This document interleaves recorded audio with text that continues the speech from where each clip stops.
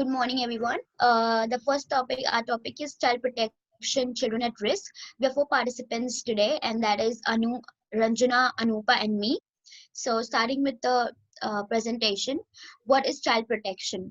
Child protection is where the child is addressed or prevented from some circumstances of exploitation, neglection, violence, or abuse. It also mentions that the child should be protected from any kind of risk or danger. No children should be in danger or risk or should fall out of society, safety and social security, as it is important to take preventions and care and protect the children and keep them in a safe environment. To prevent child abuse. This slide contains how to prevent child abuse, starting with there should be safe and risk-free places in the society, the surrounding neighborhood areas, and in the communities for children to feel safe and secure. Secondly, children seeing the strong relationship between the staff members and the families and in the communities with each other will help them develop their social and emotional skills. The third point says children should be given enough knowledge and information about the safety measures. For instance, creating awareness to children, providing emergency phone numbers of their parents or any other guardians, and make sure the information is always handy with them whenever they want to use it in emergency situations.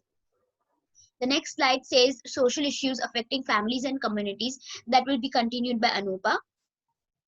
So there are different social issues that affects families and community, which are as follows.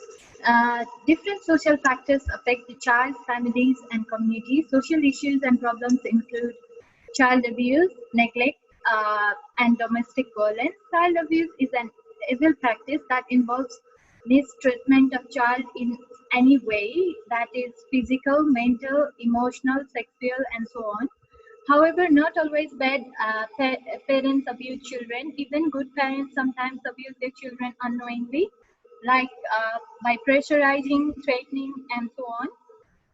Neglect or child neglect simply means parents ignoring their children, where children are deprived from proper love, care, attention, and nurture from their parents. Neglect can be classified into 6 categories, which are physical neglect, educational neglect, medical neglect, supervisory neglect, abandonment, and emotional neglect. Physical neglect is the type of neglect where the children are deprived from necessities such as safe and clean shelter. Educational neglect is the type of neglect where the children are deprived from education and proper educational resources. Medical neglect is the type of neglect where the children are deprived from getting proper health care and facilities. Supervisory neglect is the form of neglect where the child are deprived from care and guidance of parent and guardian.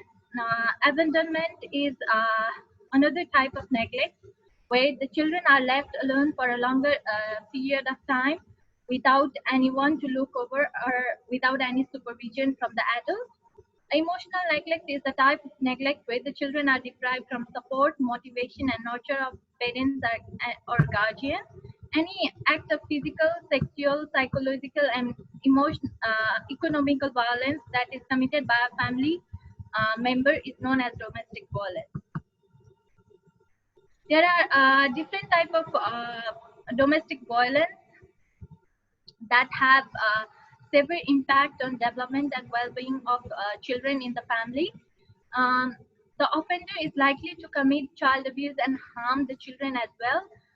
The types of social issues may arise due to several factors such as poor mental health, financial problems, carelessness, and ignorance. Vulnerable family is the type of family who are living under tough situation with lots of stresses and problems that need professionally provided support.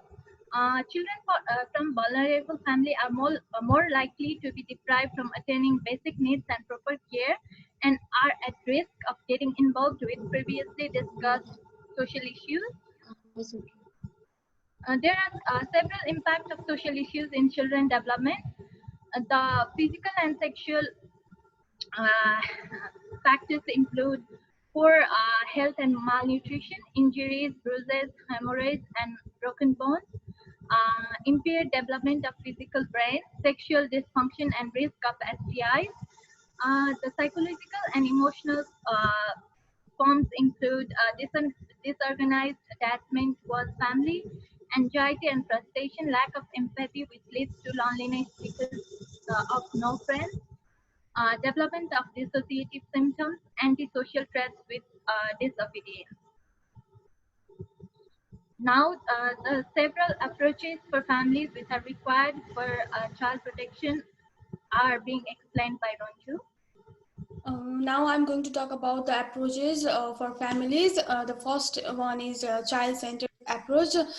This approach encourages to meet the need of the children by providing the appropriate opportunity for children to participate in the decision making by acknowledging the children's interest, ideas, and their uniqueness. And educators should value children's uniqueness. Children will learn to make their own decision that help to foster their self-confidence and self-resilience. Listening to children's idea and valuing them are very important to minimize the neglect issues. Another one is collaborative approach. This approach encourage educators in working collaboratively with other networks. Working collaboratively with other networks such as child protection, family service, and community service help in establishing a working group and to maintain a positive working relationship with families and communities and other professionals as well. Child protection receive notification from a professional and members of the community when they believe a child is at a risk of abuse. And according to the this approach is done through joint designing, planning, implementation, and funding. The community network investigate, identify the issues, and refer the children and families to service that assist the safety and well-being of the children. And another one is relationship-based approach. Relationship-based approach is based on the ideas that all the families are different, and it believes that children are from different diverse background. If there is any issue such as poor school attendance, failure to attend health appointment and medical needs, low socioeconomic status, and parental substance misuse, the plan will execute to identify the issues to support the plan. And for this, to maintain a relationship-based approach, the educators should need to be very sensitive to the families, as they may belong to different socio-economically diverse background. The educator should involve the family in shared decision making for children. And another one is strength-based approach. Strength-based approach basically focus on the children capabilities, abilities, and strength. This approach take strength as a motivating tools for positive change in children and families.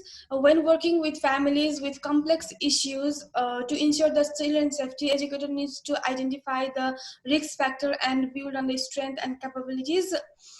Strength-based approach believes that everyone has a strength that will aid them in this approach. This approach also ensures that families' role is very important to reduce the vulnerability of children and to develop the resilience. And the last one is evidence-based approach. Evidence-based approach are used within a child and family service organization to achieve the positive outcome in children who had been exposed to different traumatic situation, either in their situation in their early year. This approach is used in the prevention and treatment of children exposed to trauma through abuse or neglect. It starts with the assessment of evidence which target the positive outcome for the children and families. And now Anu is going to explain about the strategies for families.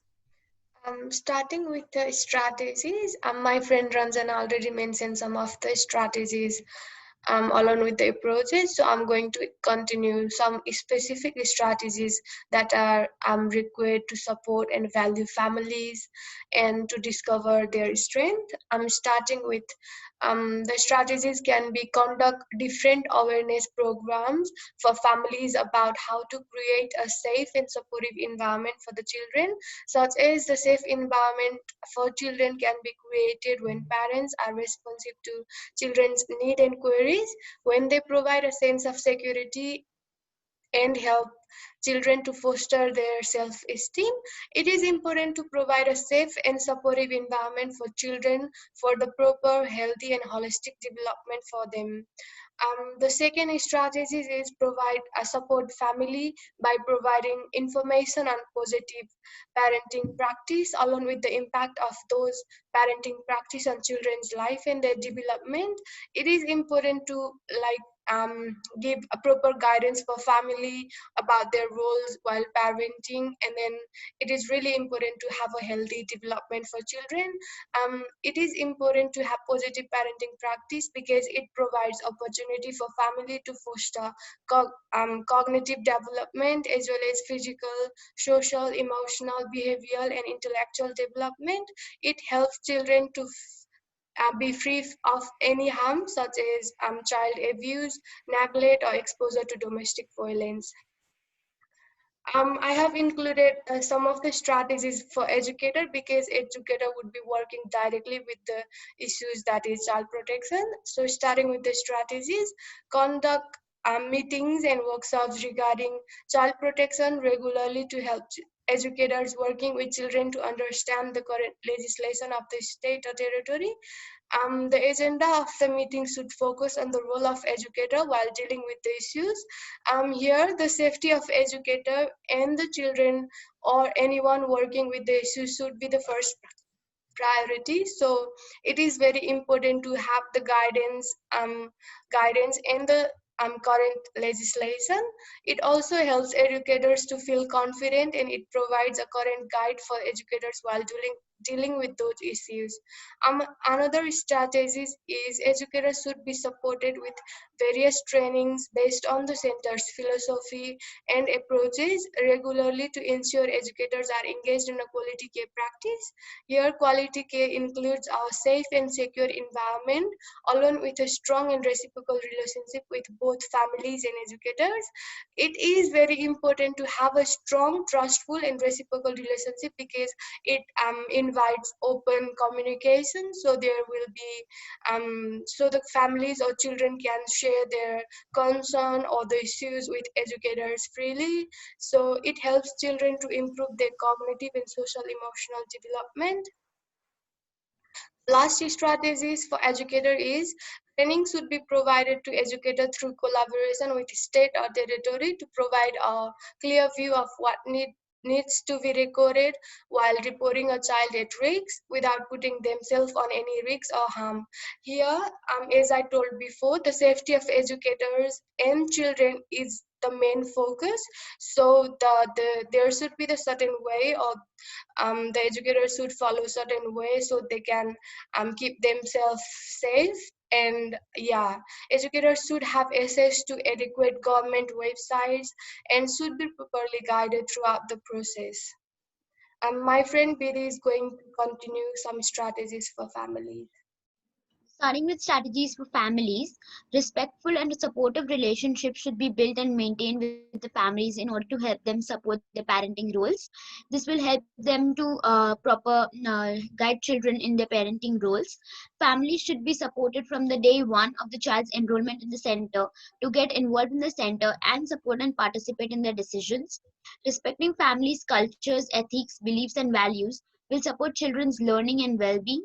To help develop children's inclusion, well-being, and learning, families should collaborate with each other and build partnerships. This will help children to develop child development. Going next, going to the next slide. Why is it important? Open door policy is particularly useful to prohibit child neglect and abuse, as it gives us the message that families plays a very crucial role by building partnerships with the center. It is very important to build partnership between the educators and the families for the child. It is because it permits the members of the families to come in the center and check on the child whenever they want to. It also allows them to observe the activities happening with and around the children. and can immediately help them if they see any unsuitable actions happening around them. It also helps to build a strong relationship between the families and the staff members of the center. This can further also help the parents and the families to discuss about the important strategies and the child development for the children. Next. So these are some references of our researchers. Thank you. Thank you, everyone.